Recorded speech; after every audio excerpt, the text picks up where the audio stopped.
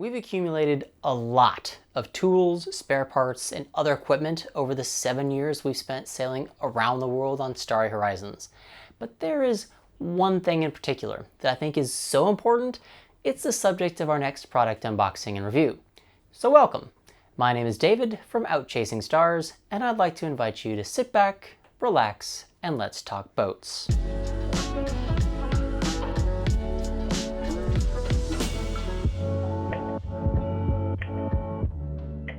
Now, to be fair, there are a lot of things on the boat that fall into the super important category, but a surprising amount of questions we get are about how to manage relationships on a boat. And this right here is so important, it's literally in the name. You guessed it, we're talking about marriage savers. Now, that is a bit of a broad category, but these specifically, these are the SENA SPH10 Bluetooth headsets. We've been using them for years and absolutely swear by them. If there's one downside, it's they are pretty expensive, but trust me when I say they are worth their weight in gold. If you use marriage savers on your boat, why not leave a comment down below so we can show everyone just how valuable these things actually are. And for those of you who are wondering, no, this is not a sponsored video. We bought these on our own. SENA has no say over this video, and in fact, I'm pretty sure they have no idea who we are. We just really wanted to share these with you. So I'm going to start off by doing a quick rundown on the specs. So the headsets, they're nice and light. They weigh 110 grams or about 3.88 ounces. They have a talk time of up to 10 hours and a standby time of 7 days using a lithium battery. They'll get a full charge in 2.5 hours. We're not using them for hours at a time, so the battery lasts quite a while with our normal use. For those of you who are into extreme sailing, you'll be glad to know they work in temperatures ranging from -10 to 55 degrees Celsius. And while I wouldn't suggest diving into the water with them, they are splash proof. We've used them in the rain without any issues. Perhaps most important to boaters, it's going to be the intercom feature, which operates via Bluetooth 3.0 connection. I'll touch on that a bit more later, but spoiler alert, it's really nice. Now SENA, they make a lot of headsets geared towards the motorcycle and outdoor sports market. That means background and wind noise, it's a key concern. So they've built in active noise control and wind noise reduction into the headsets. Even on super windy days, we can still easily hear each other. Now, in addition to the intercom feature, the headsets can also be used like regular Bluetooth headsets, pairing with your phone for calls or listening to music. But that's enough about the specs. Let's open it up.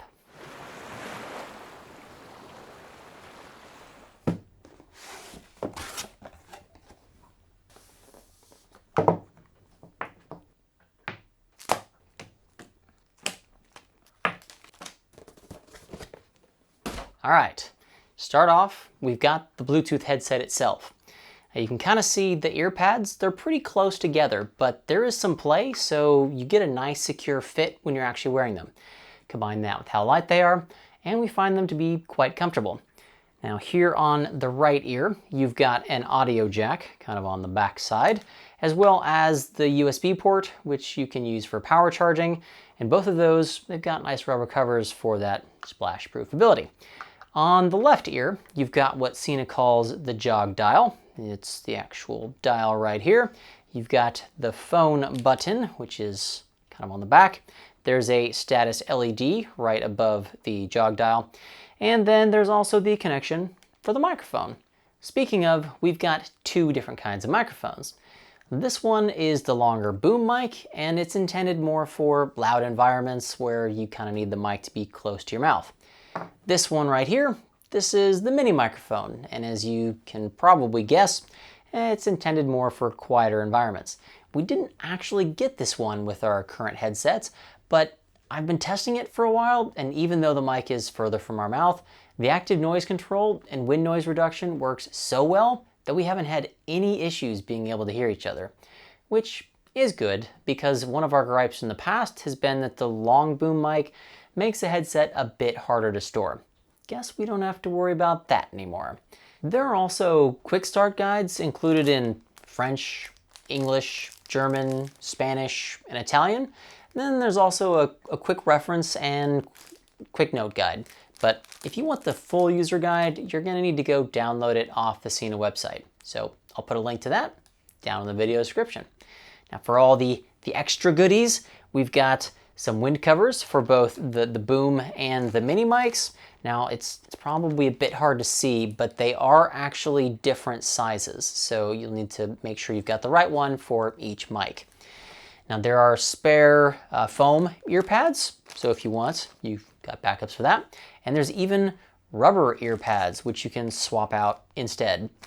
We've used the foam ones the whole time and they're nice and comfortable. So we haven't felt the need actually to try the rubber ones. 2 cables are included. We've got a USB power/data cable here, as well as there is one stereo audio cable, which you could plug into a stereo if you want. Now, there is no USB charge brick, so you'll need to supply your own for that. But basically, other than the charge brick, there's everything you're gonna need, including some spares, which is super helpful.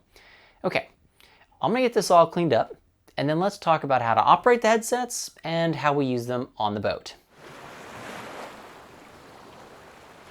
Now that everything's unboxed, let me quickly show you how to actually operate the headsets. To turn it on, you'll need to press and hold the jog dial and phone button, which are located on the left side of the headset, for 1 second.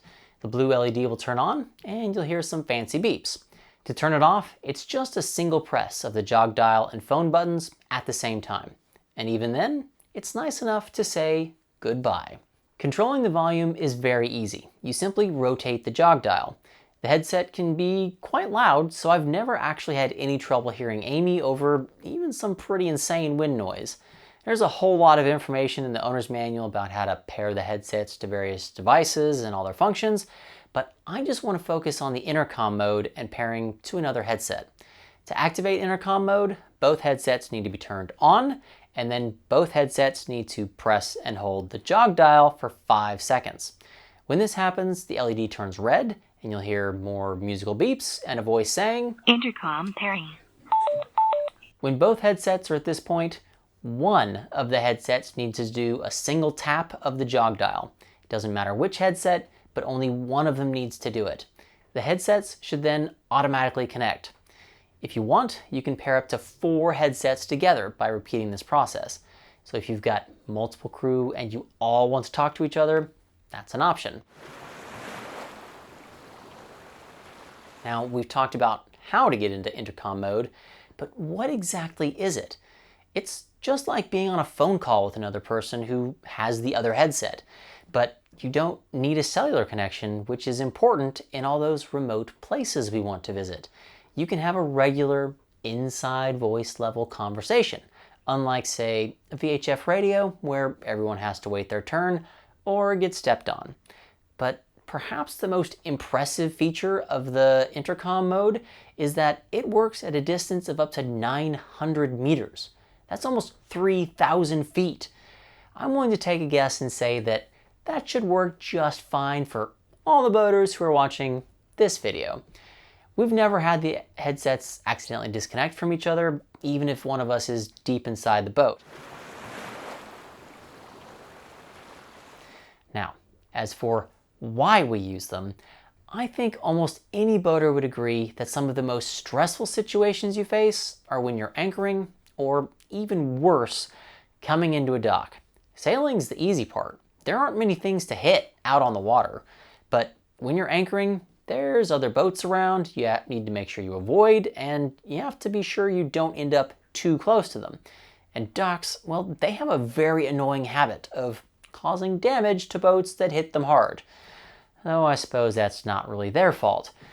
In those situations, communications between the person at the helm and the crew on the boat, they need to be precise and clear. If you have a small boat where you can have an easy conversation with your crew during all maneuvers, I'm envious. But Starry Horizons is a big girl. If I'm up at the anchor or on deck, it's going to be very hard for Amy and me to hear each other when we're talking. Add in the seemingly ever-present wind, and you have to shout to be heard. Now, I don't care how good your relationship is. Just the simple act of shouting to be heard ramps up the tension and stress levels in an already stressful situation. trying to convey an instruction, well, shouting just makes you sound angry, even if you're not. It's a very easy way for miscommunications to happen and for feelings to get hurt quickly. Now, with these headsets, it's like we're having a normal conversation, no matter where we are on the boat. There's no need to raise voices, and we can calmly and clearly discuss the maneuvers we're doing. We absolutely love it when we pull up to a dock the boat with just the two of us, and then have neighbors come out to say they had no idea we'd arrived because they didn't hear any shouting. Now, some of you may be listening to this and thinking, what about hand signals? We can communicate just fine that way. And to that I'd say, yes, hand signals can work in an ideal situation and maybe on a particular type of boat. When we're raising or lowering the anchor on Starry Horizons, I'm practically down on the deck in the anchor locker. My arms are, well, they're relatively long, but it sure is hard to stick them up in the air the whole time so Amy can see my hands. Also, some boats have blind spots that become quite apparent when you're pulling into a dock. Catamarans especially. It's going to be impossible for Amy to read my hand signs when she can't actually see me. On nice calm days, hand signs can work to carefully guide the person at the helm to bring the boat up towards the anchor. But if the wind is blowing, our boat likes to do weird things. It's much harder to communicate to Amy that I need her to rotate the boat 30 degrees to port quickly before the anchor chain gets caught under our hulls using hand signs than it is to just say it with a headset. Also, don't forget that you sometimes actually need to be using both hands to manage dock lines or the anchor. Something extra to think about. Now, not only do we use these headsets when we're working the anchor or docking, but we also use them when either of us go up the mast, when we're managing our big head sails, when we post a lookout on the bow to help dodge reefs, or even when we're working on a boat project that requires the two of us to be on different sides of the boat. Again, it's all about trying to minimize the yelling towards each other, which can quickly turn into yelling at each other. So I think that should pretty much cover everything. We do absolutely love these things and recommend them to everyone on a boat. They just make life so much easier. If you're interested in getting a pair for yourself, I've added an Amazon affiliate link down in the description. Doesn't cost you anything extra, but we get a small commission, which is always appreciated. Thanks for sticking with me through this SENA SPH10 unboxing and review. Make sure to click up here to subscribe for lots more boating how-tos, tips, and tricks, or click down here for seeing some of our other videos from our live aboard adventures. We'll see you guys another day in another bay. Bye, y'all.